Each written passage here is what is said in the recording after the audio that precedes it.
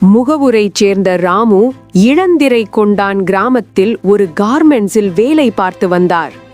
தீபாவளி வேலை அதிகமாக இருந்ததால் ஒரு நாள் இரவு 10 மணிக்கு மீண்டும் வேலைக்கு சென்று நள்ளிரவு 1 மணிக்கு பழைய சைக்கிளில் வீட்டுக்கு திரும்பினார்.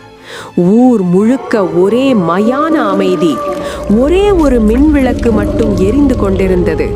அதை தாண்டும் போது இருட்டிலிருந்து ஒரு பெண் வெளிப்பட்டு, "அண்ணே, நடக்க முடியல, சைக்கிள்ல கொஞ்ச தூரம் கூட்டிட்டு போங்க" என்று கெஞ்சினாள். ராமு பயந்து மறுத்துவிட்டு வேகமாக போனார்.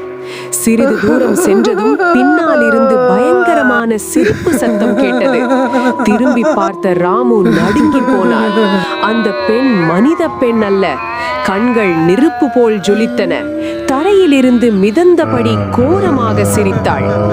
"என்னையும் ஏத்திக்கிட்டு போயிருக்கலாமே" என்று அவள் குரல் காதில் விழுந்தது. உயிரை கையில் பிடித்தபடி ராமு வீட்டை அடைந்து கதவை பூட்டினார். மறுநாள் காலை அவர் வந்த பாதையில் சங்கிலி இழுத்த தடம், சைக்கிள் சீட்டில் பெரிய நகக்கீறல், சட்டையில் கருப்பு கைமுத்திரை இருந்தது. அந்த சாலையில் விபத்தில் இறந்த மோகினிதான் அது என்று ஊர் பெரியவர்கள் சொன்னார்கள். அதன் பிறகு இளந்திரை கொண்டான் கிராமத்தில் நள்ளிரவு 1 மணிக்கு பிறகு அந்த மின்விளக்கு அருகே யாரும் தனியாக செல்லவில்லை.